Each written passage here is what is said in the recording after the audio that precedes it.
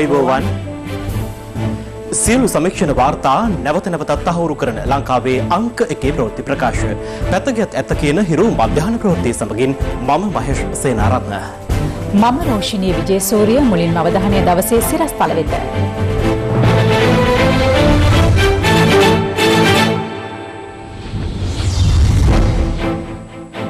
දින 90කට පසු ජාතික උද්‍යාන සංචාරකීන්ට විවෘත වෙයි. උසස් පෙළ විභාගය කල් යන ලකුණු. කරුණා කරලා මේ ගැන බලලා දරුවන්ට ඇත්තටම කල් මදිද වෙලාව මදිද ආවරණය කරන්න කියන එක මට දින 4ක් 5ක් ඇතුළත දෙන්න. පාකිස්තානයේ සිරවේ සිටි ශ්‍රී ලාංකිකයින් 130ක් දිවයිනට. හිටපු ජනපතිට මැතිවරණ කොමිසමෙන් තහංචියක්. මම මේ ස්ථානයෙන් පිටව යනවා. මහනුවරදී ලොරියක් පොලිසියට කඩාවදී. වැල්ලවත්තේ අනතුරකින් චිත්‍රපට අධ්‍යක්ෂකවරයෙකුගේ දියණියක් මරුට.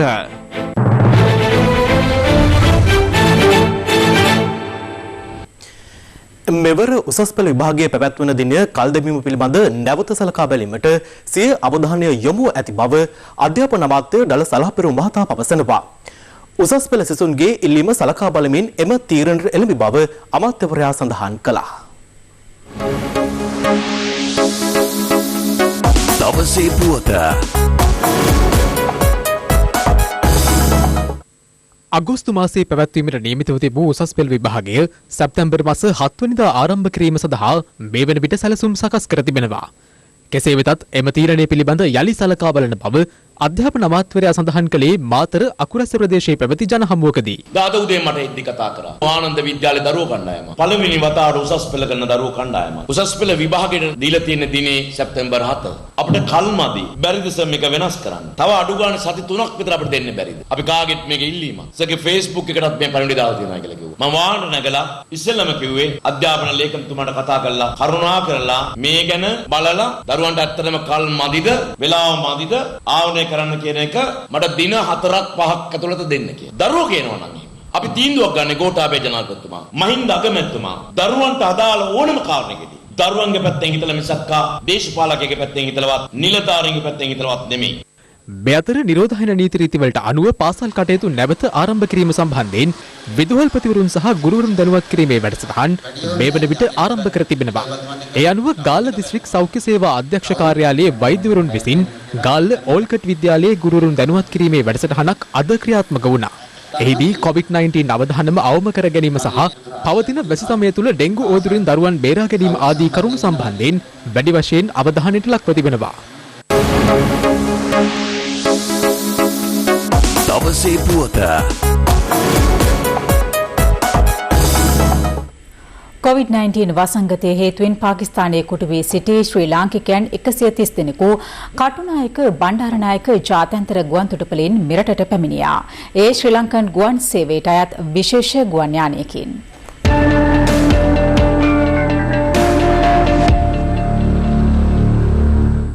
COVID-19 වසංගත තත්ත්වයත් සමග පාකිස්තානයේ සිරවී සිටි ශ්‍රී ලාංකිකයන් පිරිස දිවෙනට පැමිණියේ අදාළියම 4:40ට පමණ. UL 1282 තරණ ශ්‍රී ලංකන් ගුවන් යානයෙන් ඔවුන් පැමිණියේ පාකිස්තානයේ කරච්චි ගුවන් තොටුපළේ සිටයි. මෙලෙස පැමිණි 130 දෙනා අතර ත්‍රිවිධ හමුදා සමාජිකයන් 61 දෙනෙකු වන බවද යුද හමුදා මාධ්‍ය ප්‍රකාශකවරයා සඳහන් කළා.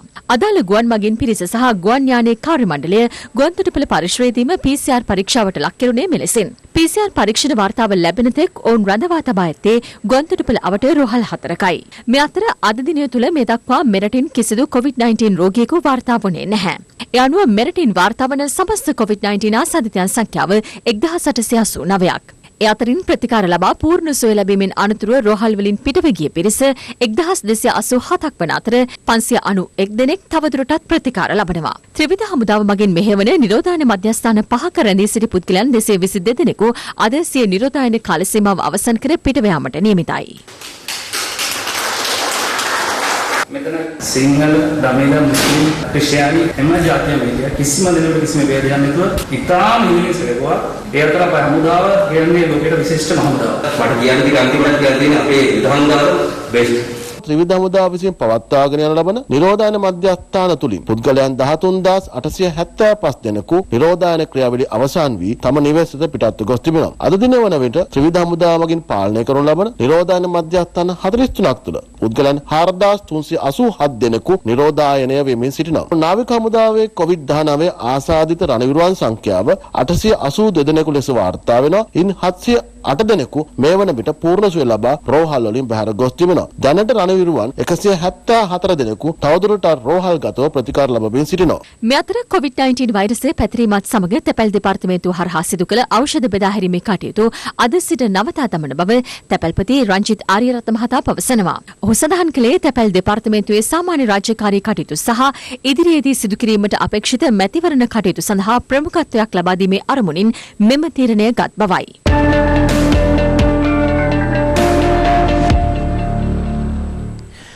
COVID-19 දෙවන රැල්ලක අවධානමකට මුහුණ දී සිටින චීනයෙන් අදත් නව ආසාදිතයින් 49 දෙනෙකු වාර්තා වුණා. විදේශ මාධ්‍ය වාර්තා කළේ ඉන් 36 දෙනෙකුම බීජිං නගරයෙන් වාර්තා වූ බවයි. මේ වන විට COVID-19 ව්‍යාප්තියේ දෙවන රැල්ලක අවධානමකට චීනය මුහුණ දී සිටින අතර එහි නවතම කේන්ද්‍රස්ථානයේ බවට බීජිං අගනුවර පත්ව තිබෙනවා. අද දිනේද බීජිං නුවරින් නව ආසාදිතයන් 36ක් හමු වූ අතර ඒ අනුව දින 4ක් තුළ බීජිං අගනුවරින් වාර්තා වූ සමස්ත ආසාදිතයන් සංඛ්‍යාව 51ක්. මේ අනුව වෛරසයේ ව්‍යාප්තිය පාලනයට ක්‍රියාමාර්ග ගැනීමට අපොහොසත් වීම හේතුවෙන් බීජිංහි දකුණු දිග ෆෙන්ටායි දිස්ත්‍රික්කයේ කොමියුනිස්ට් පක්ෂ නියෝජ්‍ය ප්‍රධානියා දුරෙන් ඉවත් කිරීමට කොමියුනිස්ට් පාලන අධිකාරිය පියවර ගත්තා. මේ අතර තවමත් වැඩිම ආසාදිතයන් සංඛ්‍යාවක් ඇමරිකාවෙන් වාර්තා වන අතර ගත වූ පැය 24 තුළද ඇමරිකාවෙන් නව ආසාදිතයන් 19920ක් වාර්තා වීමත් සමග එරට සමස්ත ආසාදිතයන් සංඛ්‍යාව 2162144 දක්වා ඉහළ ගියා. ලතින් ඇමරිකානු කලාපයේ වැඩිම ආසාදිතයන් සංඛ්‍යාවක් බ්‍රසීලෙන් වාර්තා වන අතර එරට සමස්ත ආසාදිතයන් සංඛ්‍යාව 867882 දක්වා ඉහළ ගියේ ගත වූ පැය 24 තුළ නව ආසාදිතයන් 10086ක් වාර්තා වීමත් සමගයි. යුරෝපයේ වැඩිම බලපෑමක් එල්ල වී ඇති රුසියාවෙන් ගත වූ පැය 24 තුළ නව ආසාදිතයන් 8835ක් වාර්තා වීමත් සමග එරට සමස්ත ආසාදිතයන් සංඛ්‍යාව 528964 දක්වා ඉහළ ගියා.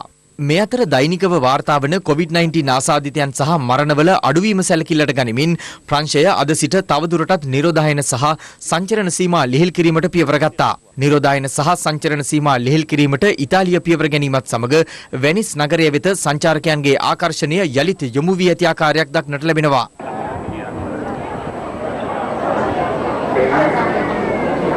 COVID-19 වෛරසයෙන් දකුණු ආසියාවේ වැඩිම බලපෑමක් එල්ල වී ඇති ඉන්දියාවෙන් ගත වූ පැය 24 තුළ නව ආසාදිතයන් 11382ක් වාර්තා වීමත් සමග එරට සමස්ත ආසාදිතයන් සංඛ්‍යාව 333008ක් දක්වා ඉහළ ගියා.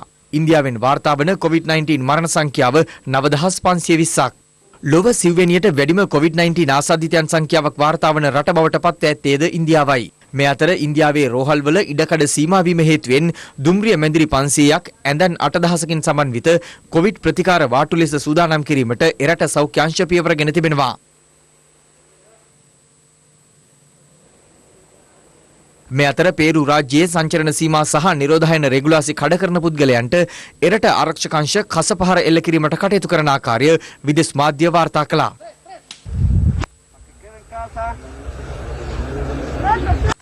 මේ වන විට ලෝපුරා වාර්තා වන COVID-19 ආසාදිතයන් සංඛ්‍යාව 79,90,07 දක්වා ඉහළ ගොස් ඇති අතර සිදු ඇති මරණ සංඛ්‍යාව 4,35,493ක්.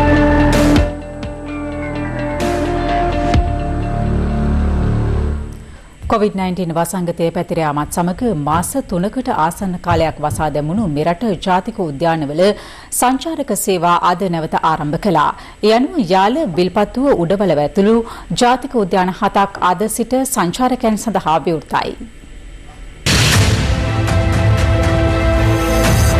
COVID-19 වසංගතය මෙරට තුළ පැතිර යාමත් සමග වනජීවී සංරක්ෂණ දෙපාර්තමේන්තුව ජාතික උද්‍යාන තුළ සංචාරක සේවා අත්හිටුවනු ලැබුවේ පසුගිය මාර්තු 15 වැනිදායි. ඒ අනුව දින 90කට ආසන්න කාලයක් මෙරට ජාතික උද්‍යාන සියල්ල වසා දැමුණා. කෙසේ වෙතත් COVID-19 වසංගත තත්ත්වය රට තුළ පාලනය වීමත් සමග අද සිට යාල, විල්පත්තුව, උඩවලව, මින්නේරිය, කවුඩුල්ල, පරවිදූපත සහ හෝටන් තැන්න යන ජාතික උද්‍යාන 7 මහජනතාවට විවෘත කෙරුණා. වනජීවි සංරක්ෂණ දෙපාර්තමේන්තුව සඳහන් කළේ ජාතික උද්‍යාන වසා දැමීමට පෙර වනජීවි සංචාරක නිවාස සහ කඳවුරුබිම් වෙන් කරගත් පුද්ගලයින්ට නැවත පැමිණෙන අනුපිළිවෙල අනුව අමතර ගාස්තුවකින් තොරව එම වෙන් කර ගැනීම සිදු කළ හැකි බවයි. ඒ අනුව අද විවෘත කෙරුණු ජාතික වනෝද්‍යානවලට සංචාරකින් ඇතුළත් කිරීම සිදු කෙරුණේ නිරෝධායන නීති රීතිවලට අනුකූලවයි.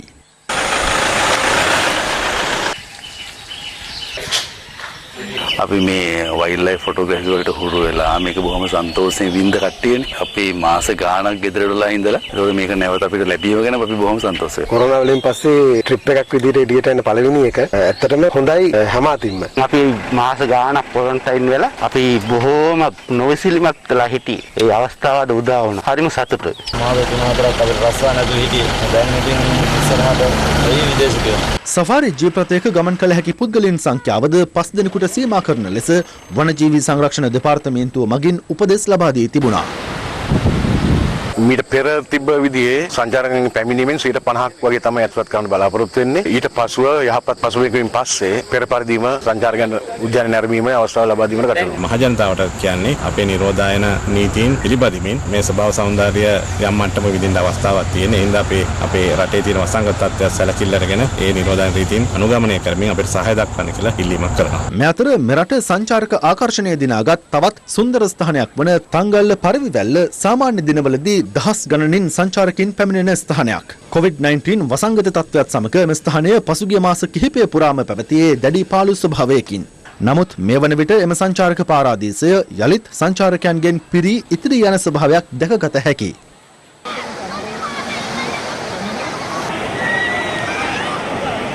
අපිට ඉතින් හරි සන්තෝෂයි කාලයකට පස්සේ ඉතින් ආවේ බීච් එකට ඇවිල්ලා මේ දරුවොත් එක්ක එකතු වෙලා සෙල්ලම් කරනවා නානවා ඒක කරනවා ජනතාව මේ විදිහට සෞඛ්‍ය ආරක්ෂිත විදිහට තමන්ගේ විනෝදාස්වාදය ලබා ගන්නවා නම් හොඳයි කියලා තමයි මට දැනෙන්නේ. මේ අතර මාස 3කට ආසන්න කාලයක් වසා දමා තිබූ දෙහිවල ජාතික සත්වෝද්‍යානයද අද විවෘත කෙරුණා.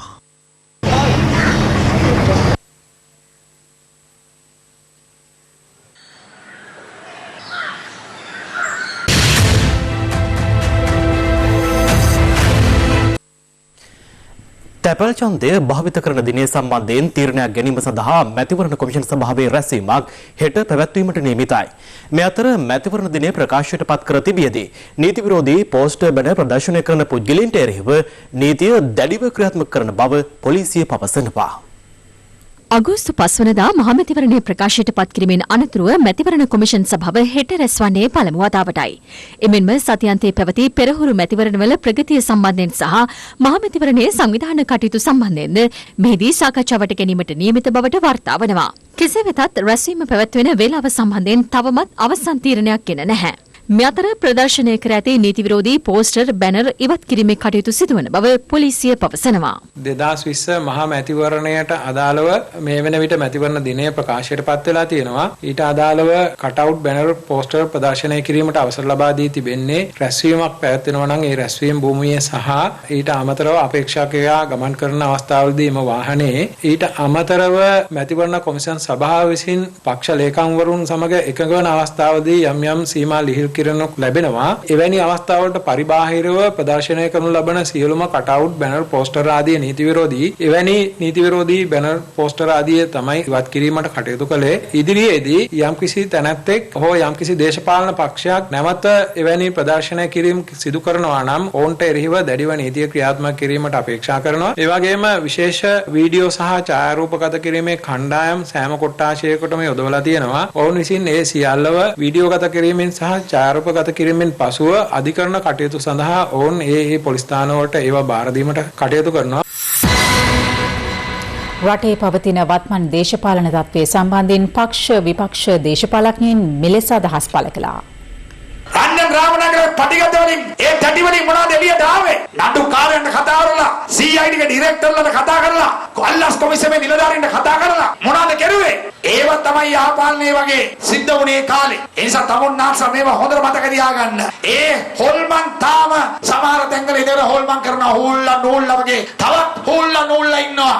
ඒ නිසා ප්‍රබල රජයක් හදාගන්න ඕනේ. අගෝස්තු මාසේ 5 වෙනිදා පැවැත්වෙන පාර්ලිමේන්තු මැතිවරණයේදී. ආණ්ඩුව හිතනවා නම් ඒගොල්ලන්ට 3න් 2 ගන්න පුළුවන් කියලා ඒක හීනයක් විතරයි. මොකද 3න් 2 ගස් බැඳලා නැහැ. කවුරු තර්ජනය කරත් කවුරු බලපෑම් කරත් සමගි ජන බලවේගයේ යන ගමන නවත්තන්න බෑ. මැතිවරණ ප්‍රතිඵලයෙන් පස්සේ එක්සත් ජාතික පක්ෂයේ මූලස්ථානයත් සමගි ජන බලවේගයේ සතු වෙනවා. දුරගතනේ කට්ටිය කියනවා ඒගොල්ලෝ සිරිකොත අල්ලන්න හදනවලු. ඒ වගේ මානසික තත්ත්වයක තියෙන්නේ මේගොල්ලෝ පක්ෂ කැඩිලා පක්ෂ විනාශ කරන්න හදනකොට අපේ එක්සත් ජාතික පක්ෂය හැටියට අපි බලන්නේ ආණ්ඩුවක් හදන්න. එක්සත් ජාතික පක්ෂ වැටිච්ච හැම වෙලේම එක්සත් ජාතික පක්ෂ ආණ්ඩු පිහිටුවීමට උදව් කළ අපිට කියන මම මේ බෞද්ධ ඡන්ද පදනම නැති කළා. මේ වගේ තුප්පහි කතා කියන කට්ටිය කීප දෙනෙක් තමයි රනිල් වික්‍රමසිංහත් විනාශ කරන්නේ. ජාතික සමගි බලවේගයේ මේ කෙරුම්කාරයන්ට මම කියනවා පුළුවන් නම් අස් වෙන ලැයිස්තුව අඩු කරා ගන්න. අංගල සමරිකවරයා ඇමතිවරයාගේ ඉඳන් දැන් සතියකට දෙන්නේ 3 දෙනෙක් අස් වෙනවා. වෙන්න යන දේ ඒගොල්ලොන්ට හිතා ගන්න බෑ. ඒ හින්දා කටර එන එකයි කියන එකයි නොකියන එකයි ඔක්කොම කියනවා. අදරුව වගේ මේ දවස්වල හැසිරෙන්නේ. සමගි බලවේගයේ තුල හොරුන්ට, තක්කඩින්ට, ඩීල්කාරීන්ට මෙතන ඉඩක් නැහැ. මෙතන ඉන්නේ මහ බැංකු මංකොල්ලයට දායක වෙච්ච අය නෙමෙයි. සහරාංගේ සිද්ධියට දායකත්වයේ වෙච්ච අය නෙමෙයි. ඒ සියල්ල තුල අද නන්නත්තර වෙලා වැලේ වැල් නැතු ඉන්න එක්තරා කොටසක් විතරක් ඉන්නවා එක්සත් ජාතික පක්ෂය තුල. අද සජිත් ප්‍රේමදාස මහත්තයා ඡන්දෙ දිරන්නේ කෙසේද කියන එක නෙවෙයි කරන්නේ. ජනාධිපතිවරණේ කිව්වේ රැට ගෙවල් වලට එනවා කියලා. අපේ ගෙවල් වලට කෙසේ වෙතත් ඒ දිනවල සජිත් ප්‍රේමදාස මහත්මයා රැට අපේක්ෂයෙන් ගෙවල් වලට ගිහිල්ලා ආයාචනා කරනවා. අනේ ඔයා නම් අස් වෙන්න එපා. වැඩි කලනේ අගෝස්තු 5 වෙනිදා වෙනකන් කොමාරි හිතට ධෛර්යය අරගෙන මේ ඡන්ද සටනේ ඉන්න. නැත්තම් මටත් පාර්ලිමේන්තුව යන්න බැරි තත්ත්වයක් උදා වෙන්න ඉඩ තියෙනවා කියලා එතුමා කියනවා වෙන්න පුළුවන්. මැතිවරණ කොමිෂන් සභාව වෙත ව්‍යවස්ථාපිතව පැවරී ඇති ඇතැම් නෛතික තත්ත්වයන් සාධාරණ මැතිවරණයක් පැවැත්වීම උදෙසා කිසිසේත් අනුමත කළ නොහැකි බව ශ්‍රී ලංකා පොදු ජන පෙරමුණේ සභාපති මහාචාර්ය ජී.එල්. පීරිස් මහතා පවසනවා. ඔහු මේ බව සඳහන් කළේ අද කොළඹදී පැවති ප්‍රවෘත්ති සාකච්ඡාවකට එක් වෙමින්. මැතිවරණයේ දිනය ප්‍රකාශයට පත් කරලා තියෙනවා. ලේසියෙන් කරගත්ත වැඩක් නෙවෙයි. මැතිවරණ ව්‍යාපාරයේ ආරම්භය පිළිබඳ මේ අරගෙන තියෙන පියවර ගැන අපිට සෑහීමට පත්වන්න කිසිසේත් පුළුවන් කමක් නැහැ. අද පවතින නීති තත්ත්වය අරපතල අඩුපාඩු තිබෙනවා. අද අපේ රටේ ආණ්ඩු ක්‍රම ව්‍යවස්ථාව යටතේ තිබෙන නීති තත්ත්වය තමයි ද්විත්ව පුරවැසිකමක් තියෙන පුද්ගලයෙකුට මැතිවරණය තරම් කරන්න බෑ. හැබැයි පුදුම සහගත තත්ත්වය තමයි ජාතික මැතිවරණ කොමිෂන් සභාවේ සමාජිකයෙක් හැටියට කටයුතු කරන්න පුළුවන් ද්විත්ව පුරවැසියෙක්. සේට වඩා වැදගත් කාර්යභාරය පැවරිලා තිබෙන්නේ මැතිවරණ කොමිෂන් සභාවට. හැබැයි මේ මැතිවරණ කොමිෂන් සභාවේ වෙන රටක පුරවැසියෙක්. ඒ වගකීම් බාර අරගෙන ඒ සම්බන්ධයෙන් කටයුතු කිරීමේ පූර්ණ අයිතිය අද පවතින නීතිය යටතේ තිබෙනවා. දැන් මේ ළඟදී විශාල ආందోලනයකට ලක්වෙච්ච කොමසාරිස්වරයා වෙන රටක පුරවැසියෙක්. ඒතකොට එයාට කිසිම බාධාවක් නැහැ. මේක පිළිගන්න පුළුවන්ද? මේක සාධාරණද? මැතිවරණ කොමිෂන් සභාවේ සමාජිකයන් 3 දෙනෙක් ඉන්නවා. සභාපතිතුමා තව කොමසාරිස්වරුන් දෙන්නේ. එතකොට සම්පූර්ණ සමාජිකත්වයේ 3යි ඝනපූර්ණයක් 3යි. මොකක්ද ඒකේ ප්‍රතිඵල? මුරණ්ඩු විදියට කූට අරමුණක් සාක්ෂාත් කර ගැනීම සඳහා එක කොමසාරිස්වරයෙක් තීරණය කරනවා නම් සහභාගී නොවෙන්න. මොකද්ද ප්‍රතිඵලය? මැතිවරණ පවත්වන්න බෑ. සම්පූර්ණ මැතිවරණ ක්‍රියාදාමයේ කඩාවැටෙනවා.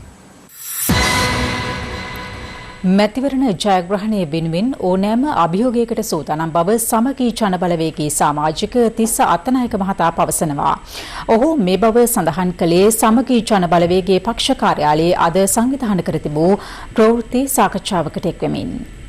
පෞද්ගලික හේතුන් මත නැත්නම් වෙනත් කාරණා පදනම් කරගෙන අපේක්ෂකයන්ගේ වෙනස් වීම, ඉල්ලාස් වීම සහ මාරු වීම භාවිකව සිදු වෙනවා. අපි ඒවා අනුමත කරනවා නෙවෙයි. එවැනි දේවල්වලට මුහුණ දෙන්න සමගි ජන බලවේගයට පුළුවන්. අපි අගෝස්තු 5 වෙනිදා තියෙන මැතිවරණය වෙනුවෙන් සමගි ජන බලවේගයේ සියලු පාර්ශවයන් වල අභියෝග වලට මුහුණ දෙන්න ලෑස්තියි. ඒ වගේම මේ වෙනකොට සමගි බලවේගයට විවිධ ආකාරයේ මඩගැසීම්, චෝදනා කිරීම මේවා සිදු වෙනවා. ඒ කිසිවක් අපිට අදාළ නැහැ. මේ රටේ ජනතාවට විශාල ප්‍රශ්නයක් තිබෙනවා. ඒ ප්‍රශ්නේ තමයි දැන් තර්ජනය කිරීම ආරම්භ වෙලා. ආපහු වතාවක් කැලෑ නීතිය රජ කරන තත්ත්වයකට පත් වෙමින් තිබෙනවා. අපිට තේරුම් ගන්න පුළුවන් කාටත් සාධාරණ යුක්ති සහගත නිදහස් මැතිවරණයක් තහවුරු කරන්න කියන කාරණය මැතිවරණ කොමිසමෙම අපි විශේෂයෙන් ඉල්ලීමක් කරලා තිබෙනවා.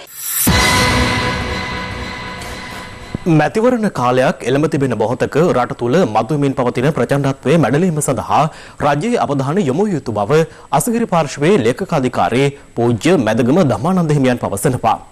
මාධ්‍ය හමුවේ අදහස් දක්වමින් උන්වහන්සේ මේ බව ප්‍රකාශ කළා.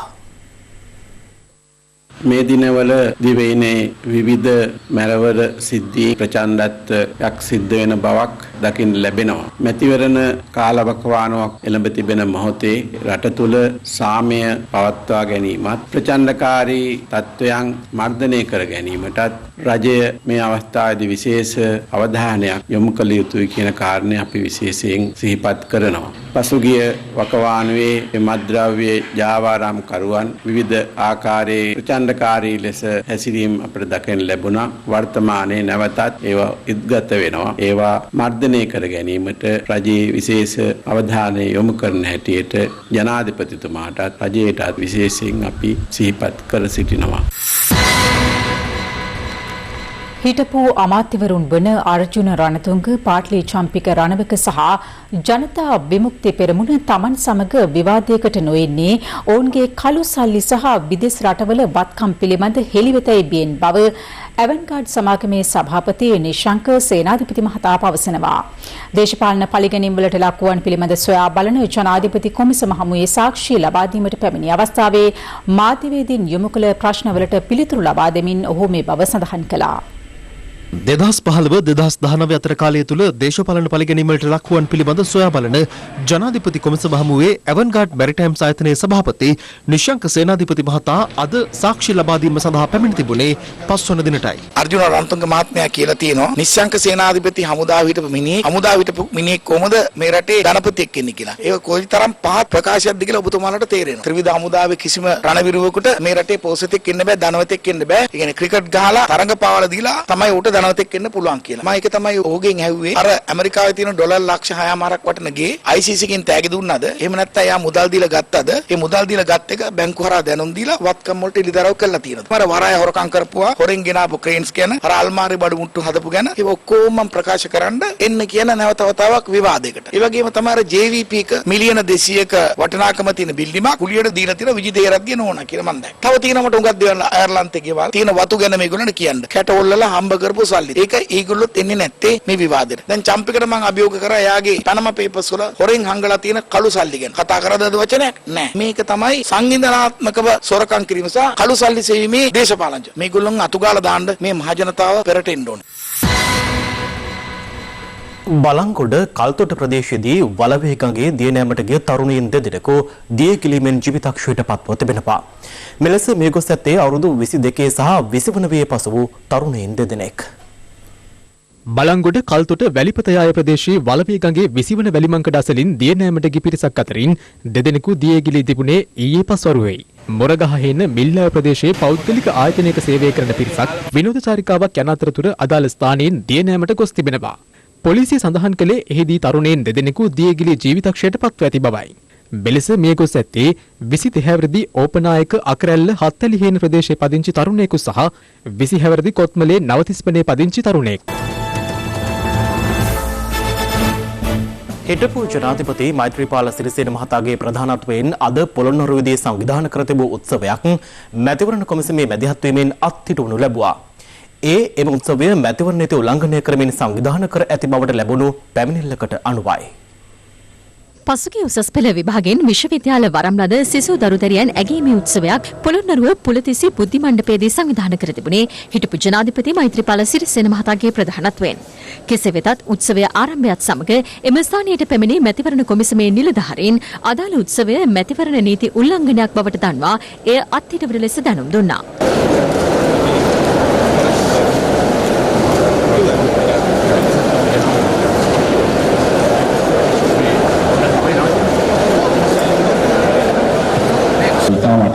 ජාගසහත් පිළිම ප්‍රදානයක් කිරීමටයි මම මේ වැඩසටහන යොදාගෙන තිබුණේ. නමුත් මේකට විරුද්ධව පැමිණිල්ලක් කරලා තිබෙනවා. මම හිතපු ජනාධිපතිවරයෙක් විදියට කිසිසේත්ම නීතියෙන් පිටස්තරව කටයුතු කරන්නේ නැහැ. ඒ සාතික දීමක්, පිළිද දීමක් මැතිවරණ නීතිය යටතේ නීති විරෝධී කියන එක එතුමන්ලා පෙන්වලා දීලා තිබෙනවා. මම තාම කනගාටු වෙනවා මේ දරුවන්ට ඇතිවෙච්ච අපහසුතාවය පිළිබඳව. මම මේ ස්ථානයෙන් පිටව යනවා. ඔබට දෙන්න දුන්නු දැයගේ පිළිම සහ සාතික පසු මෙතනින් ඉවත් කරගෙන යනවා. ඔබ රජීසි. අනතුරුව හිටපු ජනාධිපතිවරයා එම ස්ථානයෙන් පිටව ගියේ මෙලෙසින්.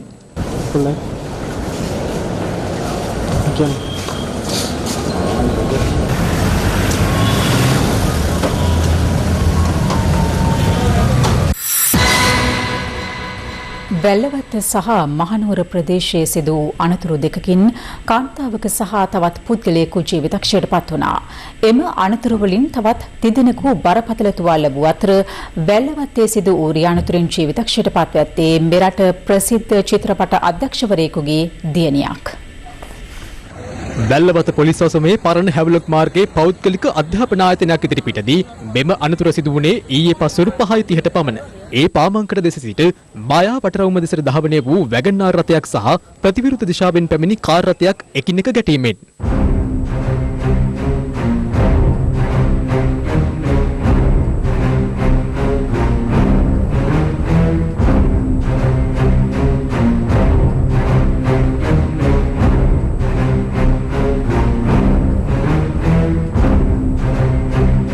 අනතුරෙන් වැගන්නාර් රථයේ ගමන්ගත් කාන්තාවක් ජීවිතක්ෂයට පත්ව ඇති අතර ඇගේ සැමියා බරපතල තුවාල ලබා කළුබෝවිල ශික්ෂණ රෝහලට ඇතුළත් කෙරුණා.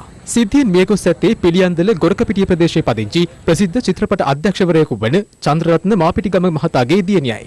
අනතුරින් බරපතල තුවාල ලැබූ අනෙක් මෝටර් රථයේ පැදවූ පුද්ගලයා ග්‍රෑන්ඩ් පාස් ප්‍රදේශයේ පදිංචිකරුවෙකු වන අතර ඔහු මේ වන විට කොළඹ පෞද්ගලික රෝහලක ප්‍රතිකාර ලබනවා.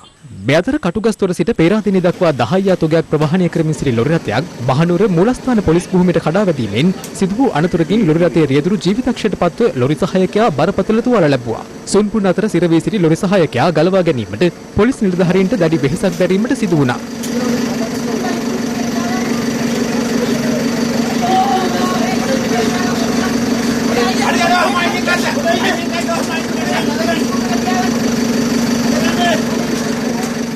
බරපතල තුවාල ලබා සිටි ඔහු ඇතුළත් කෙරුණේ මහනුවර ශික්ෂණ රෝහලටයි. සිද්ධියෙන් ජීවිතක්ෂයට පත් වූ ලොරි රථයේ රේදුරා කටුගස්තොර සෙනරත්වල ප්‍රදේශයේ පදිංචි 53 හැවිරිදි පුද්ගලයෙක්. අනතුරට හේතුව මෙතෙක් අනාවරණය වී නොමැති අතර රේදුරාට නිින්ද ගියේද නැත්නම් තිරිංග ක්‍රියාත්මක වීමේ දෝෂයක්ද යන පිළිබඳ පොලිස් පරීක්ෂණ ක්‍රියාත්මකයි. එගොඩත් මෙගොඩත් ගම්යා කරමින් ඉදිකර ඇති වැල් පාලම අබලන් වීමෙන් කොස්ගොලන සහ කොළඹෑව ගම්වාසීන් දැඩි දුෂ්කරතාවකට පත්ව සිටිනවා. ඔවුන් චෝදනා කරන්නේ පළාත් සභා දෙකක කඹ ඇදීමක් හේතුවෙන් මෙම පාලමේ ප්‍රතිසංස්කරණ කටයුතු සිදු කිරීම බලධාරීන් මගහැර ඇති බවටයි. අද රත මිනිත්තුවේ අවධානය ඒ පිළිබඳවයි.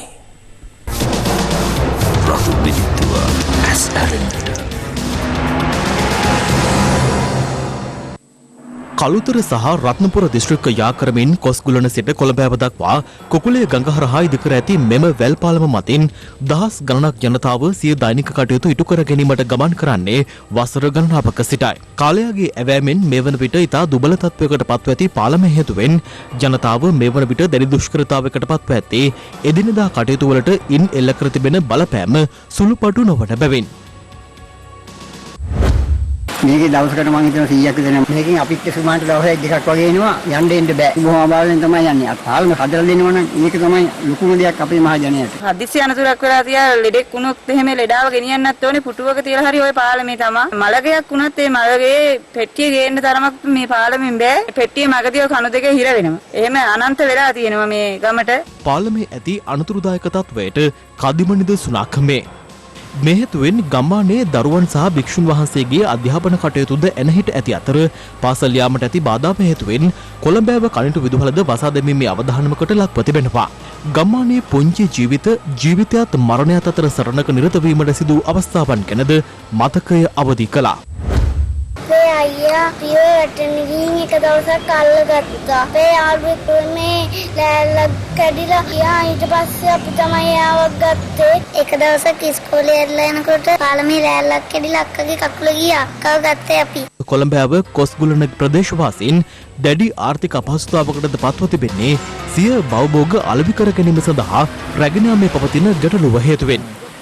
කොළඹෑව ප්‍රදේශයේ කම්මල් ජීවත් වෙන අහිංසක ජනතාව වෙනුවෙන් ඉතාම කෙටි කාලයක් තුළ මේ පාලම නිර්මාණය කර දෙන්න කියලා අපි ඉල්ලීමක් කරන මේ අවස්ථාවේ. අපි බොහොම අමාරුවෙන් ජීවත් වෙන්නේ. කිසිම කෙනෙක් දෙන්නම් පාලම හදන්න කියලා කරන්නේ. කොයි තිබුණු රජ දෙකටම කිව්වා. දෙකෙන් කෙනෙක්වත් කළා දෙන්නේ නැහැ කිසිම දෙයක්. ඔවුන්ගේ එකම ඉල්ලීම වන්නේ මෙම වැල් පාලම හැකි ඉක්මනින් ප්‍රතිසංස්කරණය කර දෙන ලෙසයි.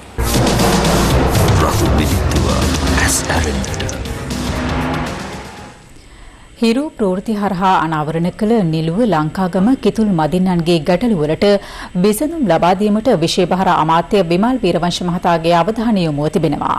ඒ අනුව එළඹෙන සතියේදී අදාළ ගැටලු සම්බන්ධයෙන් විසඳුම් ලබා දෙන බව කාර්මික සංවර්ධන මණ්ඩලයේ සභාපති උපසේන දිසානායක මහතා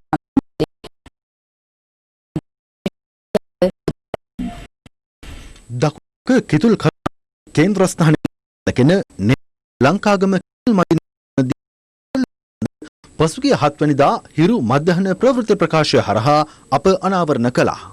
වසර 10කට අධික කාලයක සිට කිතුල් ගසට වැළඳෙන හඳුනා නොගත් රෝගයක් හේතුවෙන් මේ ගම්වැසියන් මුහුණ දී ඇති තත්ත්වය පිළිබඳවද අප එහිදී තොරතුරුගෙන ආවා. තම ජීවිත අවදානමද නොතකා සිදු කරන මේ පාරම්පරික කර්මාන්තය රැක ගැනීමට ඉදිරිපත් වී ඇති කර්මාන්තකරුවන් බලධාරීන්ගෙන් ඉල්ලා සිටියේ ඒ සඳහා කඩිනම් විසඳුමක් ලබා දෙන ලෙසයි. මේ පිළිබඳ අදාළ විශේෂ බහර අමාත්‍ය විමල් වීරවංශ මහතාගේ අවධානය යොමු වූ අතර ඒ අනුව නිලධාරීන් පිරිසක් ගැටලුව පිළිබඳ සොයා බැලීමට ලංකාගම ප්‍රදේශයට ගොස් තිබෙනවා. පළමුවෙන්ම ස්තුතිවන්ත වෙනවා හිරු මාධ්‍ය ජාලයට මේ ව්‍යසනයේ පිළිබඳ කරුණු එළියට ගෙනාව එක් ගැන. මේ පිළිබඳ විමල් වීරවංශ මැතිතුමා ඒ ප්‍රවෘත්ති පිළිබඳ අවධානය යොමු කරලා අපිට නියෝග කරා වහාම මේ ප්‍රදේශයට පැමිණිලා සිදුවී ඇති විනාශය පිළිබඳ වාර්තාවක් සකසලා ඒ පිළිබඳ වැඩපිළිවෙලක් සකසන්න. කිතුල් සම්බන්ධව රටේ ඉන්න විශේෂඥයන්ගේ කමිටුවක් අපි දැනටමත් කතා කරලා තියෙනවා. මේ විශේෂඥයන්ට අපි ලබන සතිය ඇතුළත පරීක්ෂාවක් කරලා හටගෙන තියෙන රෝගය පළවෙනිම අපි රෝගයෙන් නිදහස් විය යුතුයි. ඊට ප්‍රතිකර්ම කුමක්ද කියන එක ඒ විශේෂඥයන් සමග එකතු වෙලා ලබන සතිය ඇතුළතදීම අපි ඉවර කිරීමට බලාපොරොත්තු වෙනවා. දැන් තවත් දේශීය පුවත් කිහිපයක් සමගින් රටවටා හිරෝ. රටවටා හිරෝ. බම්බලපිටිය තුමුල්ල ප්‍රදේශයේදී රාජ්‍ය බුද්ධි සේවයට අනුයුක්තව කටයුතු කළ ආධුනික පොලිස් කොස්තාපල්වරයෙකු රියා අනතුරකින් මේ යාමේ සිද්ධිය සම්බන්ධයෙන් අත්අඩංගුවට ගැනුණු තරින්ද රත්වත්තේ නැමැති 24 හැවිරිදි සැකකරු මේ මාස 19 වනදා දක්වා යලි රක්ෂිත බන්ධනාගාරගත කෙරුණා. සැකකරු අද අධිකරණයට ඉදිරිපත් කර නොතිබුණු අතර අදාළ සැකකරු අධිකරණ වෛද්‍යවරයෙකු හමුවට ඉදිරිපත් කර වෛද්‍ය වාර්තාවක් ලබාගෙන මීළඟ නඩුවාරයේදී ඔහු අධිකරණයට ඉදිරිපත් කරන ලෙස අතිරේක මහේස්ත්‍රාත්වරයා බන්ධනාගාර නිලධාරීන්ට නියෝග කළා. මෙලෙස රියානතුරින් ජීවිතක්ෂයට පත් වූයේ පසුගිය 9 වනදා කොළඹ ජාතික රෝහලේ මුදල් කොල්ලේ වළක්වා එහි සැකකරු අත්අඩංගුවට ගත් රාජ්‍ය බුද්ධි සේවයේ ආධුනික කොස්තාපල්වරයායි. ඉල්ලීම් කිහිපයක් මුල් කරගනිමින් තංගල්ල මූලික රෝහලේ රජයේ හෙද නිලධාරීන් රාජ්‍ය සේවා එක්සත් හෙද සංගමය පරිපූර්ණක අතුරු වෛද්‍ය ඒකාබද්ධ සංගමය සහ පෞල් සෞඛ්‍ය සේවා නිලධාරීන් එක්ව විරෝධතාවක් ආරම්භ කර තිබෙනවා. කෙසේ වෙතත් ඔවුන් පැවසුවේ විරෝධතාවයේ අතරතුර හදිසි ප්‍රතිකාර ඒකකය විවෘතව තිබෙන බවයි. කපුටන් අනපේක්ෂිත ලෙස මේ යාමේ පුවතක් පොළොන්නරුව වැලිකන්ද නෙළුම්වැව ප්‍රදේශයෙන් වාර්තා වුණා. ප්‍රදේශවාසීන් ඒ සම්බන්ධයෙන් මේ වන විට ප්‍රාදේශීය ලේකම්වරයා දැනුවත් කර තිබෙනවා. ගාල්ල මකුළුව සුධර්මාරාම දුම්රිය හරස් මාර්ගයේදී දක්ෂිණ රැජින දුම්රියේ සුඛෝපභෝගී මෝටර රථයක් ගැටි අනතුරක් සිදුව තිබෙනවා. අනතුර සිදුවන අවස්ථාවේ මෝටර රථයේ කාන්තාවන් තිදෙනෙකු සහ කුඩා දරුවෙකු සිට ඇතත් ඔවුන් කිසිවෙකුටත් තුවාල සිදුව නොමැති අතර ප්‍රදේශවාසීන් චෝදනා කරන්නේ මෙම දුම්රිය හරස් මාර්ගයේ අනතුරු ඇඟවීමේ සංඥා නිසි පරිදි ක්‍රියාත්මක නොවන බවටයි. පලාගම කරවිලගල ගම්මානයට කඩා වැදුණු වනාලියෙකුගේ ප්‍රහාරයකට ලක්වීමෙන් ගම්වාසියෙකු තුවාල ලබා අනුරාධපුර ශික්ෂණ රෝහලට ඇතුළත් කර ඇති අතර එහිදී එම පුද්ගලයාගේ එක් පාදයක් කපා ඉවත් කිරීමට වෛද්‍යවරුන් කටයුතු කර තිබෙනවා. ගම් වැදුණු වනාලියා කලාවැව රක්ෂිතයට පළවා හැරීමට ගල්කිරියාගම ප්‍රදේශවාසීන් සහ වනජීවි නිලධාරීන් කටයුතු කළා.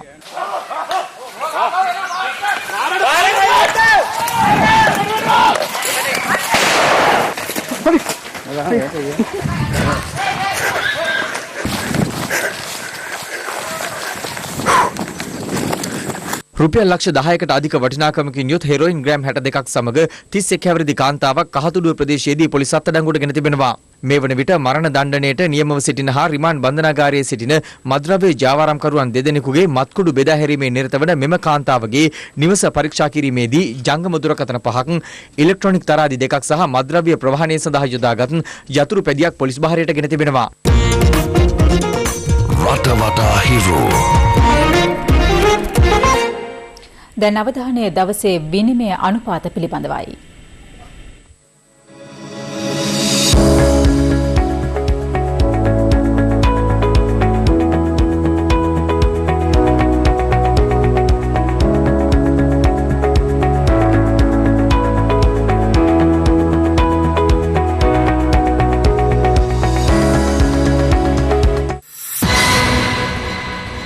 දැන් ලෝවටා හිරෝ. ලොව වටා හිරු. කළු ජාතිකයන් දෙදෙනෙකු මිනෙසෝටාහිදී සහ ඇට්ලන්ටාහිදී පොලිසිය විසින් ඝාතනය කිරීමේ සිද්ධිය මුල් කරගනිමින් ඇමරිකාවේ ආරම්භ විරෝධතා තවදුරටත් ව්‍යාප්ත වෙමින් පවතිනවා. වර්ගවාදයට සහ කළු ජාතිකයන්ට සිදුවන අකටයුතුකම් නතර කරන ලෙස බල කරමින් මෙම විරෝධතා දවල මන්දිරය අසලද ක්‍රියාත්මකයි. මෙවන් පසුබිමක 74 වන ජන්මදිනයේදා ආපසු දවල මන්දිරය වෙත පැමිණි ඇමරිකානු ජනාධිපති ඩොනල්ඩ් ට්‍රම්ප් මාධ්‍යවේදීන් මගහැර ගමන් කළ ආකාරයයි මේ. What did the First Lady give you for your birthday? What about birthday present from the First Lady? Mr. President, how is your health? මෙක්සිකෝවේ ගිනිකන්දක් සක්‍රිය වී ඇති ආකාරය විදේශ මාධ්‍ය මෙලෙස වාර්තා කළා.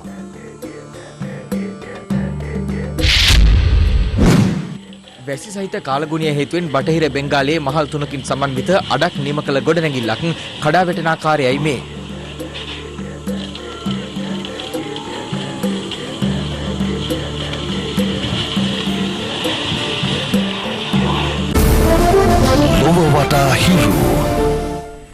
මේ සූදානම සමුගෙන යන්නට. පැත්තක් නොගත් ඇත්ත දැනගැනීමේ අයිතිය තවදුරටත් තහවුරු කරගන්නට ඔබේ ජංගම දුරකථන ශාලය අනුතිරයේ දිස්වන පරිදි හිරු ප්‍රවෘත්ති SMS සේවාව සක්‍රිය කරගන්න. අපගේ ප්‍රධාන ප්‍රවෘත්ති ප්‍රකාශය සවස 6:55ට බලාපොරොත්තු වන්න. සුබ දවසක්.